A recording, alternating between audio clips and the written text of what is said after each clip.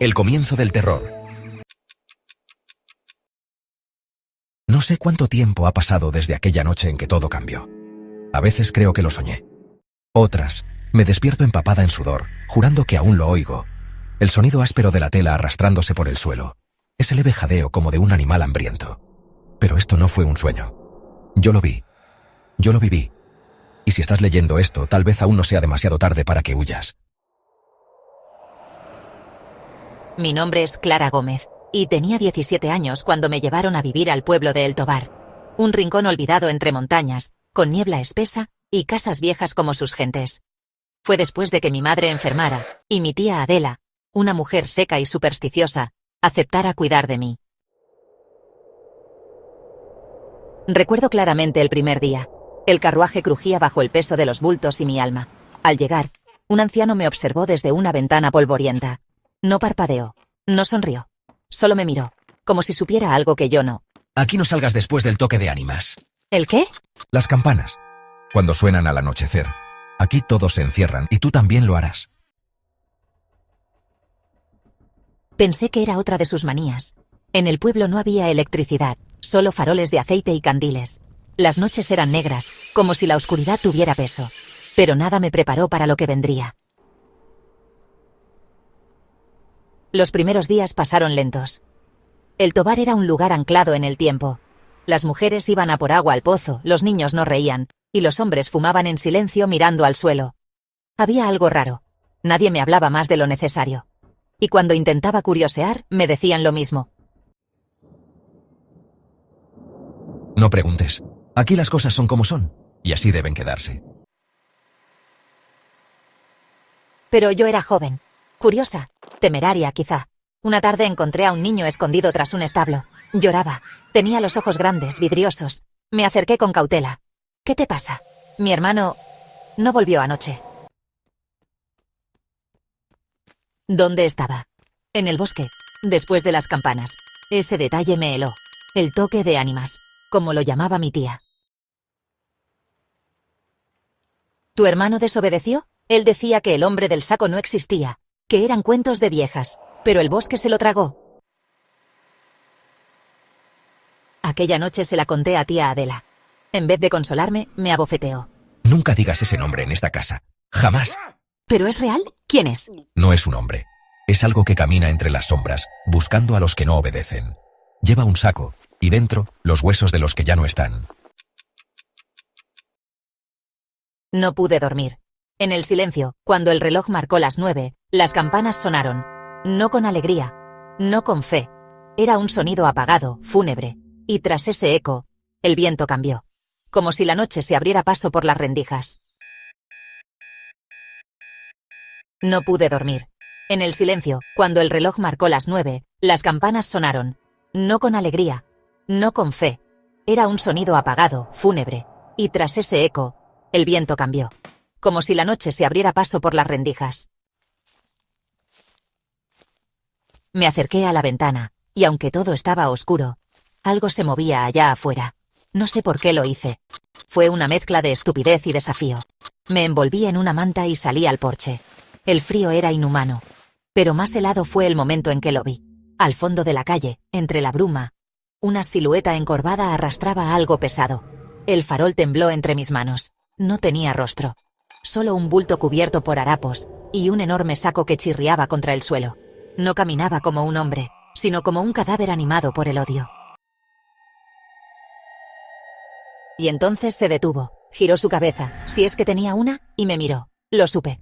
No por verlo, lo sentí. Una presión en el pecho, un golpe seco en el alma. Corrí, cerré la puerta, me atrincheré. Pero ya era tarde. Yo lo había visto y él también a mí.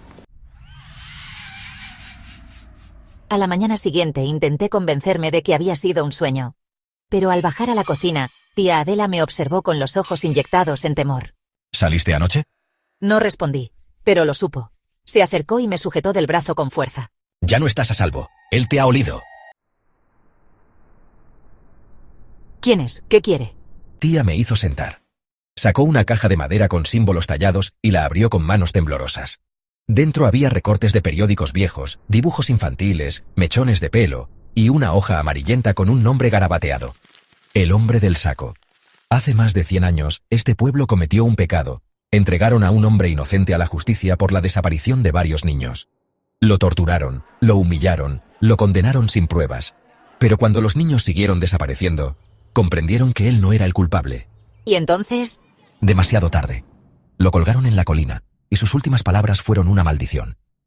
Volveré cada noche, y me llevaré a vuestros hijos, uno por cada mentira, uno por cada injusticia. Mi sangre se heló. No era solo una leyenda. Había nombres, fechas, registros. Y ese saco, ese maldito saco era real. ¿Por qué no se van de este lugar? Porque estamos atados, Clara. El tobar está marcado, y tú ahora también. A los pocos días, el niño del establo, el que lloraba por su hermano, desapareció también.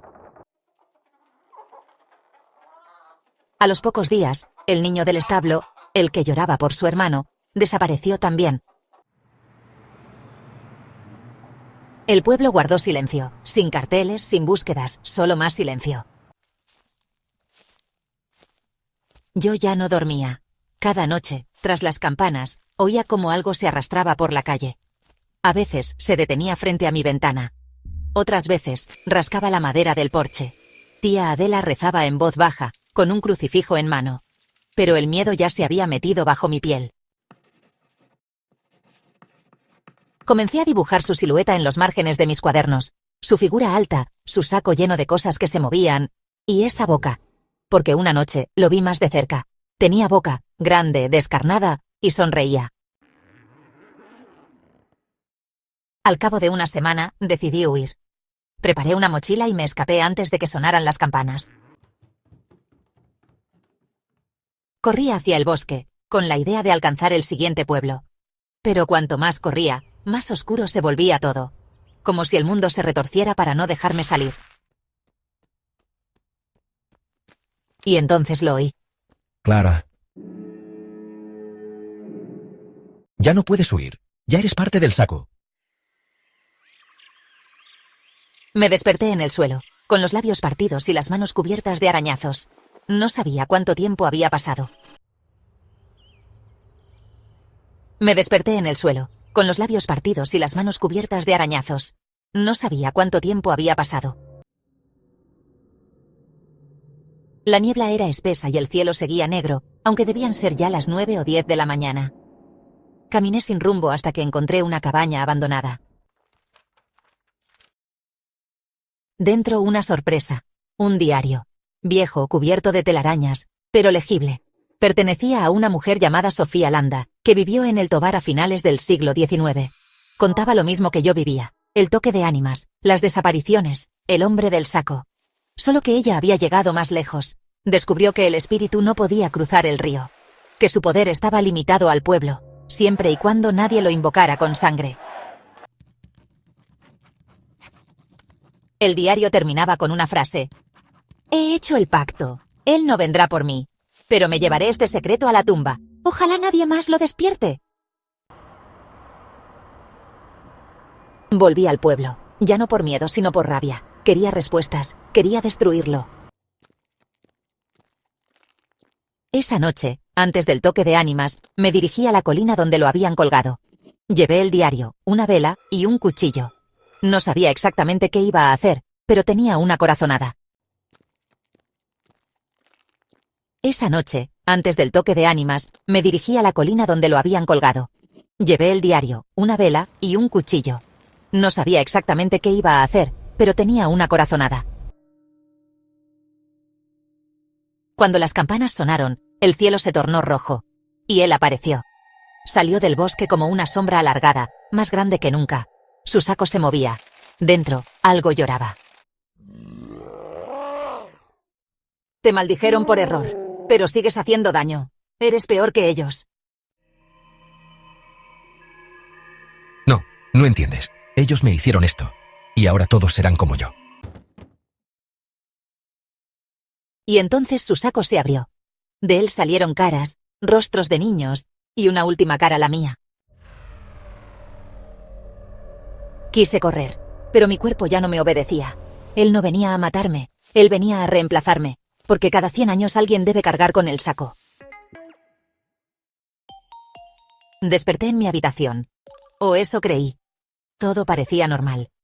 Tía Adela sonreía. El sol brillaba. El Tobar ya no parecía un lugar maldito, pero al mirar al espejo, vi que ya no tenía reflejo, y en mi espalda sentía el peso. Un saco. Desperté en mi habitación. O eso creí. Todo parecía normal. Tía Adela sonreía. El sol brillaba. El Tobar ya no parecía un lugar maldito, pero al mirar al espejo, vi que ya no tenía reflejo, y en mi espalda sentía el peso. Un saco. Nadie lo veía, nadie lo tocaba. Pero yo sabía que estaba ahí. El hombre del saco había desaparecido, porque ahora era yo. Cada noche, al sonar las campanas, camino por las calles. Veo a los niños curiosos asomarse. Algunos me ven, otros no. Pero cuando sus nombres resuenan dentro del saco, ya no hay marcha atrás. Hoy se cumplen 100 años desde aquella noche. El Tobar ya no existe. El pueblo fue tragado por la tierra en un derrumbe inexplicable. Pero yo sigo aquí, en la niebla entre los pueblos olvidados. No tengo edad, no tengo rostro, solo el saco. ¿Y tú? Sí, tú, el que escucha o lee esto. ¿Has oído las campanas esta noche? Si es así, quédate donde estás. No mires por la ventana. No pronuncies mi nombre, porque si me ves, ya es demasiado.